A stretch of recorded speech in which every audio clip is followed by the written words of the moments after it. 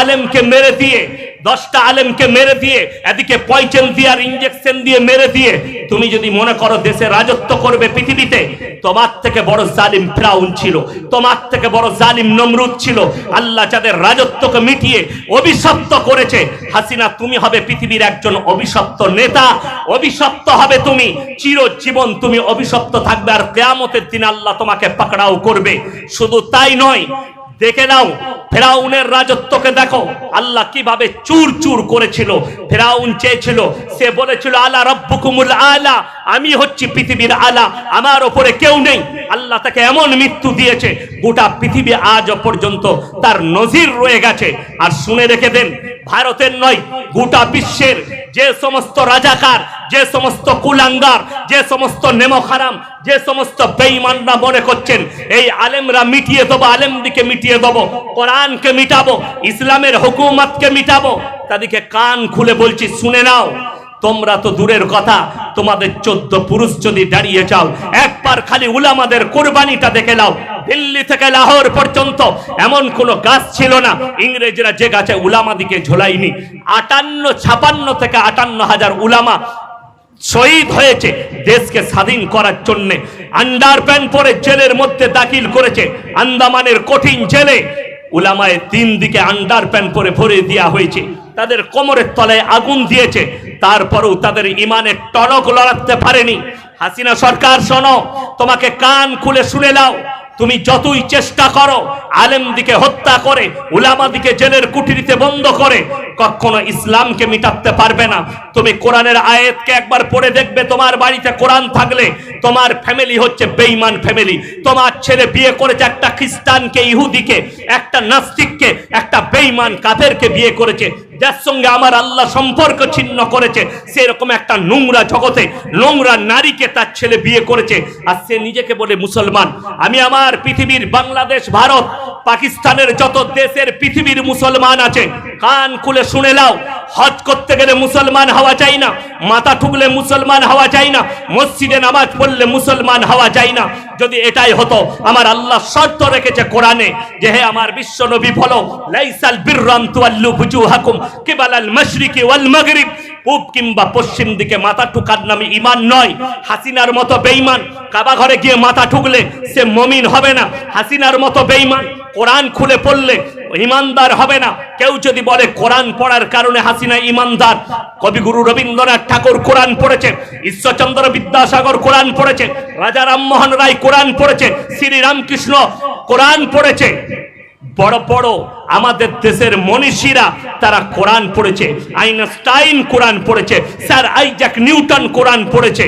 যদি এটাই হতো তাহলে এদিকে কি করে আপনি বেঈমান বলবেন? এরাও কোরআন পড়েছে, এরাও মুমিন। কোরআন পৃথিবীর বহু বেঈমান পড়ে, তা বলে তারা মুমিন নয়।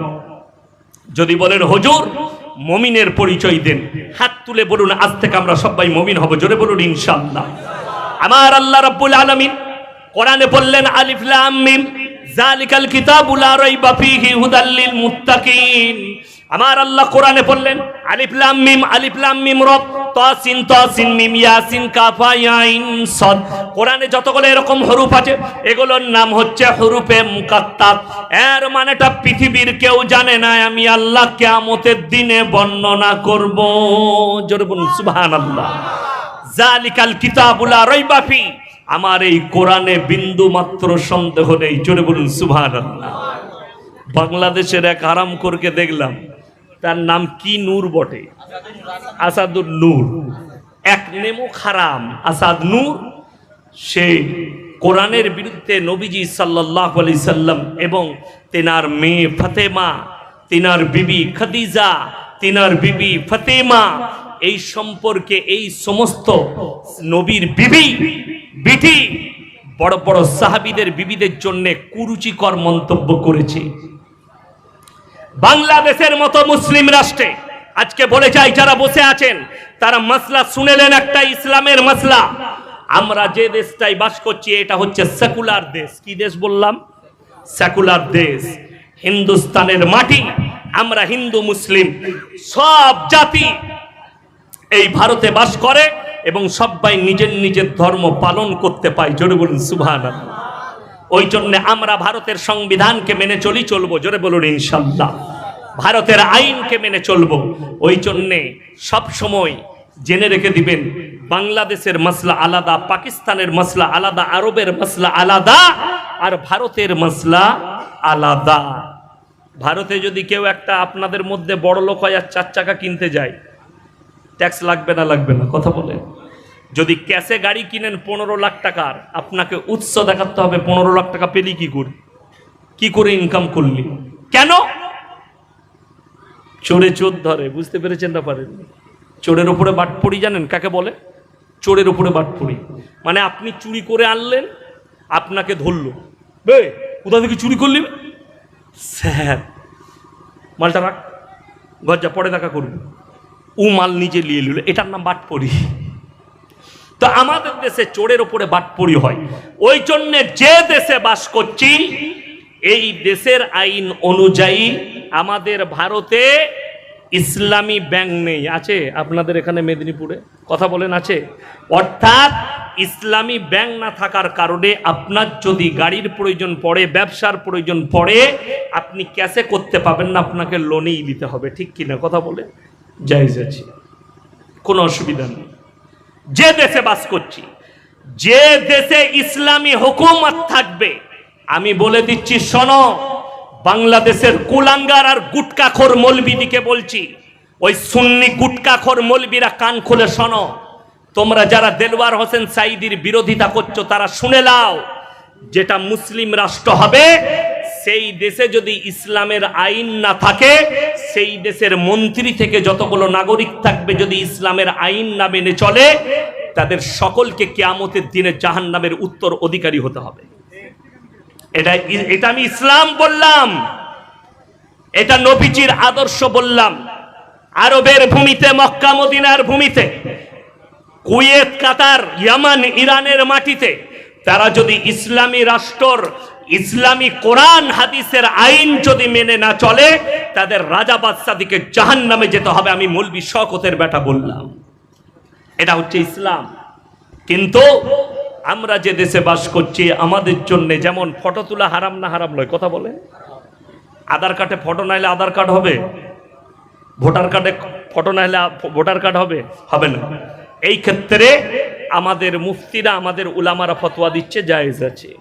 কেন? আমরা এই দেশে বাস করছি, দেশের আইন। আপনার পরিচয়পত্র করতে গেলে ফটো তুলতে হবে। আমাদের মেয়েরা বেপর্দা হতে পাবে? কথা বলে। আমি ইয়াসিন বলে যাচ্ছি, ওই কুলাঙ্গার গুটকাখোর সুন্নি মৌলবীগুলো শোনো, বাংলাদেশে আমার বউকেও আধার কার্ড বানাতে যেতে হয়েছে না হয়নি? বোরকা পড়ে গেছে, হাত মোজা পড়ে গেছে, গাড়িতে চেপে গেছে, গেটে নেমেছে, কিন্তু যখন অফিসারের সামনে বসেছে তখন বলেছে, মা মুখটা খুলো। কত কষ্ট হয়েছে, আমার বুকে ব্যথা লেগেছে না লাগেনি? কেন? এই দেশে বাস করছি, ঘৃণা লেগেছে, কষ্ট হয়েছে, ব্যথা লেগেছে, কিছু করার নেই। আমার বিবিও নাগরিক আমার দেশের, তাকে ফটো তুলতে হবে, কিছু করার নেই। আমার মেয়েকেও ফটো তুলতে হয়েছে।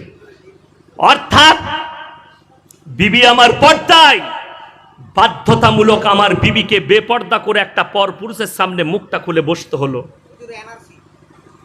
কি বুঝলেন? ওই জন্য মুসলমান ভাইদিকে বলি, আমরা ইসলামী, এখানে ইসলামী রাষ্ট্র নয়, এটা আমরা হিন্দুস্তানে বাস করছি, সেকুলার দেশ একে বলা হয়। সবাই নিজের নিজের ধর্ম পালন করতে পাবে নিজের স্বেচ্ছায়। আমাদের দেশের সরকার আপনার জন্য জাল বিছিয়েছে, জালটার নাম হচ্ছে ইউনিফর্ম সিভিল কোড। মোদী সরকার বিছিয়েছে জালটা। কেন? মুসলমানদের এক দেশ এক কানুন হোগা। তোমার বিয়ে আর থাকবে না, যে যার বউকে নিয়ে পারবি সু, এটা হবে কানুন। আপনারা রাগ করছেন, আমি বাস্তব কথা বলছি। কিন্তু আপনাদেরকে আজকে ওয়াদা করতে হবে, আল্লাহর ওয়াস্তে আমরা দেশের সব আইন কানুন মেনে নেব, কিন্তু যদি ইসলামের বিরুদ্ধে আইন হয়, আল্লাহর কসম মুন্ডুচ্ছেদ হয়ে গেল আমরা মেনব না। জোরে বলুন ইনশাআল্লাহ। এটা আমরা মেনে নেব না, যে এক দেশ এক কানুন। বড় কষ্ট লাগে কোথায় জানেন? পার্লামেন্টে আমাদের দেশের প্রধানমন্ত্রী জি দাঁড়িয়ে বললেন, हमारे देश के मुसलमान बेटियों के साथ बड़ा जुल्म होता है, बड़ा ज्यादती होती है। क्या? एक एक मुसलमान चार चार शादियां कर लेते। হুজুর কটা বউ আপনি? একটা। বাবাজি আপনার কটা? একটা। আমারও একটাই। চারটা কার আছে হাত তুলেন? একজনারও নাই। একটা নিয়ে ঝামেলা শেষ নেই, আবার চারটা, তাই না? একটাতেই ঝামেলা শেষ নেই, চারটা নিয়ে ঝামেলা আরো বাড়াবো, বড় কষ্ট লাগে। কোরআনে চারটা জায়েজ করার দেওয়া হয়েছে, কিন্তু কিন্তু শব্দ রাখা আছে। যদি তোমার মনে হয় দুটো বিবিকে সমান চোখে দেখতে পারবো না, তোমার জন্য একটাই বিবি যথেষ্ট। জোরে বলুন সুবহানাল্লাহ। চারটা বউ আমরা একসাথে রাখিনি, প্রয়োজন মোতাবিক। প্রয়োজন মোতাবিক। স্ত্রী যদি বন্দা হয়, স্ত্রীর যদি বাচ্চা না হয়, দ্বিতীয় স্ত্রী গ্রহণ করে তুমি তোমার বংশ পরম্পরা জারি রাখো, বংশকে বাড়াও। যদি তোমার স্ত্রী অসুস্থ হয়, ডাক্তারে বলে দেয় স্ত্রীর সঙ্গে মিলামিশা করতে পাবে না, তোমার যৌবনটাকে হারাম জায়গায় খরচ না করে তুমি একটা বিধবা হোক, যে কোনো নারীকে তুমি বিবাহ করে হালাল স্বীকৃতি দিয়ে বিবি করে তুমি হালাল ভাবে মিলামিশা করো। জোরে বলুন না সুবহানাল্লাহ। কষ্ট এটাই লাগলো, बोले मुसलमान अपने बीवी को तलाक दे देते और बड़ा जुल्म करते हैं। हिंदुस्तानेर एकटाओ मीडिया, हम तो ढूंढ रहे हैं भाई मीडिया वालों कहां चले गए? मीडिया वाले रूबिका लियाकत कहां छुप गई? तू सुबुई खान कहां छुप गई? अंजना अम कसब जी, अगर एक बाप के बेटी हो तो एक मर्तबा देश के प्रधानमंत्री जी से, हमारे तरफ से, देशवासियों की तरफ से एक सवाल कर लो। बस मैं एक सवाल का जवाब चाहता हूं कि जी आपका बीबी कहां पर है? समझे कि नहीं? ए बुझते पेरेছো না পারোনি? যে স্যার আপনার বউটা কোথায়? যিনি নিজের বউকে অধিকার দেয়নি সে আবার আমার বউ নিয়ে চিন্তা করে। এটা কত কষ্ট লাগে, এটা কত দুঃখ লাগে। এটাই তো হচ্ছে আসল ব্যাপার। কি বুঝলেন? হাসিনা কত সুন্দর কথা বলে জানেন? ইনশাআল্লাহ, আলহামদুলিল্লাহ। বাংলাদেশের পার্লামেন্টে আপনারা জানেন গীতা পাঠ হয়? এই জানেন নাকি? বাংলাদেশের পার্লামেন্টে গীতা পাঠ হয়। আর যে হারামখোর কোরআন তেলাওয়াত করে, ফেরেশতা একটাও পার্লামেন্টে থাকে না। ওই জন্যই তো শয়তানগুলো হাজির হয়েছে সব। যতগুলো এমপি আছে হাসিনা, কেউ নাচে, কেউ ড্যান্স করে, কেউ বাজারুমে, এই মালগুলো সব তার এমপি এমএলএ। আরে বাংলাদেশ দারুণ দেশ, তা না হলে কখনো হিরো আলমের মতো লোক ভোটে দাঁড়ায়? বড় কষ্টর কথা। একজন বলেছে আল্লাহ তাকে ওরকম করেছে। বে আল্লাহ তো তোকে পাগল করেনি। কথাটা ভালো করে বুঝবেন। আমি একটা সুস্থ মস্তিষ্কের লোক। আচ্ছা, আপনাদের গ্রামে যদি বলা হয় যে ভাই আমি ইয়াসিন একটা দল করেছি, তোমাদের গ্রাম থেকে একটা পাগলকে দাও ভোটে দাঁড় করাবো, আপনারা পাগলকে দিবেন না ভালো লোককে দিবেন? কথা বলে। ভালো লোককে, বুদ্ধিজীবীকে, জ্ঞানীকে দিবেন। পাগল কি করে ভোটে দাঁড়ায়? কে যে নামটা দিল তার, হিরো আলম, ওর নাম পাগল আলম।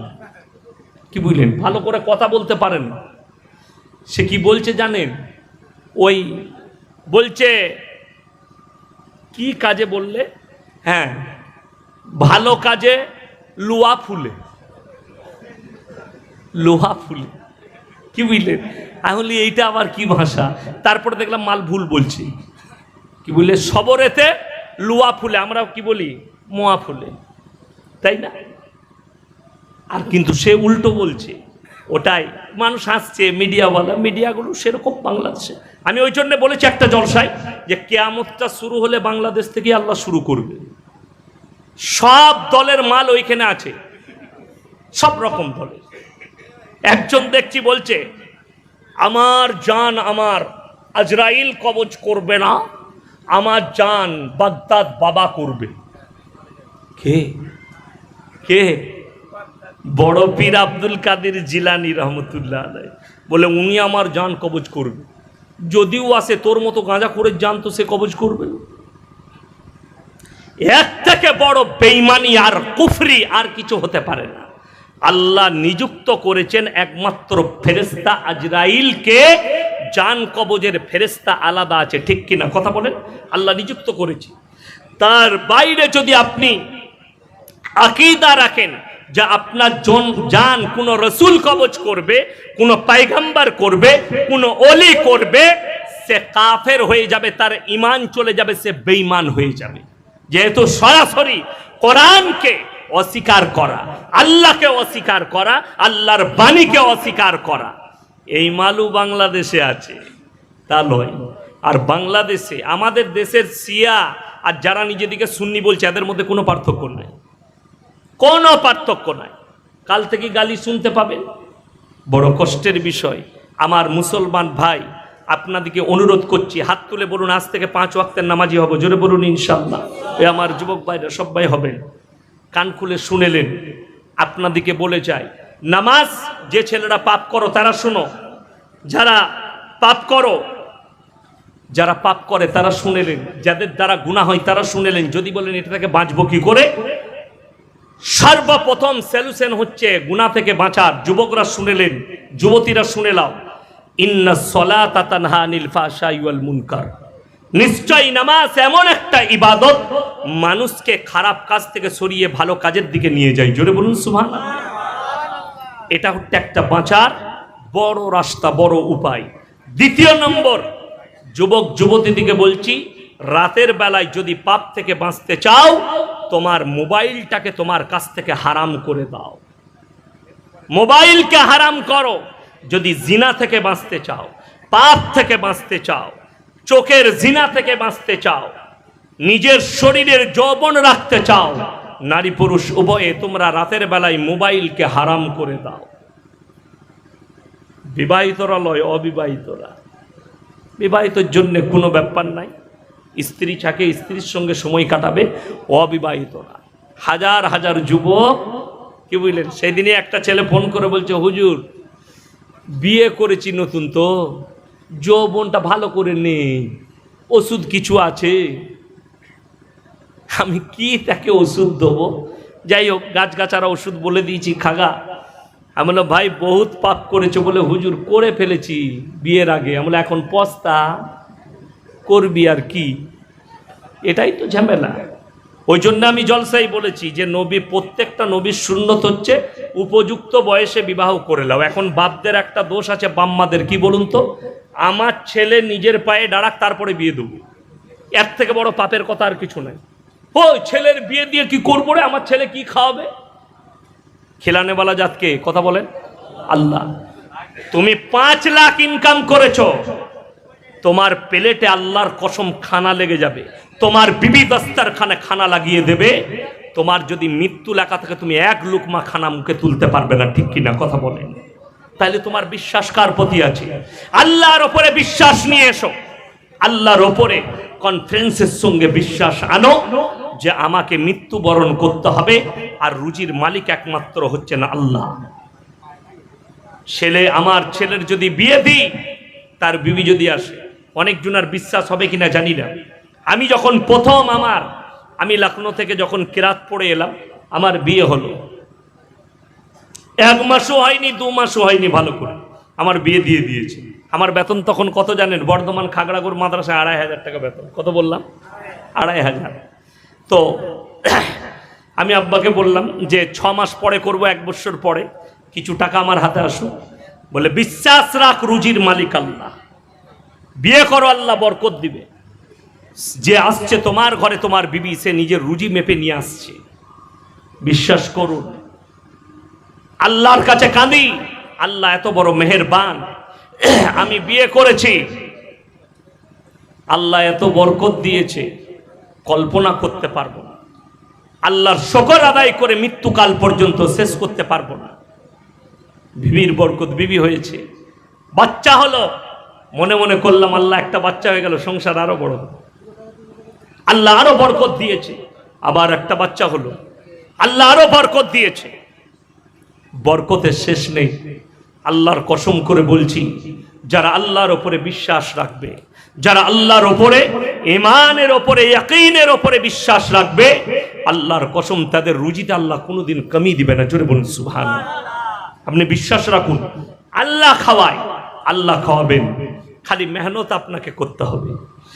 আপনি মাঠে যাবেন, চাষ করবেন, সবজি লাগাবেন, বিসমিল্লাহ বলে লাগাবেন, আর দোয়া করবেন, আল্লাহ আমার মালে বরকত দাও। আমার মালে বরকত দাও, আমার বিবি বাল বাচ্চার জন্য, আর মৃত্যুকাল পর্যন্ত। আমাদের দেশের অনেক ছেলেরা দোয়া করে, আল্লাহ বড় লোক করে দাও, আল্লাহ গাদা টাকা দাও। এই দোয়া কারা করে জানেন? মূর্খদের দোয়া এটা। বর্ধমানে বিগ বাজারে একটা ছেলের সঙ্গে দেখা হলো। ছেলেটা বলছে সালাম আলাইকুম। ওয়ালাইকুম সালাম। বলছে আপনার সঙ্গে কথা ছিল। আমি একটা দোকানে বসে চা খাচ্ছি। বলো। বলছে না, আমি আগে নামাজ পড়তাম 5 ওয়াক্ত, এখন ছেড়ে দিয়েছি। আমরা ছাড়লে কেন বা? অনেক দোয়া করছি, দোয়া কাজে লাগলো না, ওই জন্য আল্লাহর উপরে ভরসা উঠে গেল। শালা কত বড় মুমিন বুঝেলেন, বুদ্ধিজীবী। আলহামদুলিল্লাহ। ওই জন্য আমি নামাজ পড়া ছেড়ে দিয়েছি। আমি তাকে বললাম তুমি কি দোয়া করতে? বলছে আমি নামাজের পরে দোয়া করতাম, আল্লাহ আমার কারোবারে বরকত দাও আর বেশি বেশি করে টাকা দাও। এই দোয়া করতাম। আমি বললাম ফেরাউন কোনোদিন দোয়া করেছে? বলে করেনি। আমরা ফেরাউন বড় লোক ছিল না, গরিব? বাদশা করেছে। আমি তাকে বললাম আল্লাহ দুজনকে মাল দেয়, একজনকে আল্লাহ ভালোবেসে দেন আর একজনকে আল্লাহ রেগে মাল দেন। যাকে রেগে মাল দেয় কোরআনে আছে ওয়াইলুল লিকুল্লি হুমাযাতিল লুমাযা আল্লাযী জামা মালান ওয়া আদ্দাদা। যারা মাল জমা করে বারবার গুণয়ন করে আর গুনে গুনে রাখে, ইয়াসাবু আন্না মালাহু আখলাদা। আর যে মালদাররা ভাবে আমার কাছে যে মাল আছে আর কোনোদিন আমার কাছ থেকে যাবে না, শেষ হবে না, কাল্লা লায়ুমবাযান্না ফিল হুতামা। আমার আল্লাহ বললেন হে আমার নবী আমি তাদেরকে হুতামাতে নিক্ষেপ করব। আমার নবী বিশ্ব নবী বললেন ওয়ামা আদরাকা মাল হুতামা। ওগো আল্লাহ হুতামা কি জিনিস? আল্লাহ উত্তর দিলেন নারুল্লাহিল মুকাদা। সেটি হচ্ছে আমার একটি প্রজ্বলিত আগুন। আল্লাতী তাত্তালিউ আলাল আফইদা। এমন আগুন যার মধ্যে কোনো পদার্থকে নিক্ষেপ করলে সঙ্গে সঙ্গে তাকে চূর্ণ বিচূর্ণ করে দেয়। এক একটা থাম্বাই একজন করে বন্ধন করা হবে, রক্ত চর্বি গলে গলে পড়বে, কিন্তু মৃত্যু বরং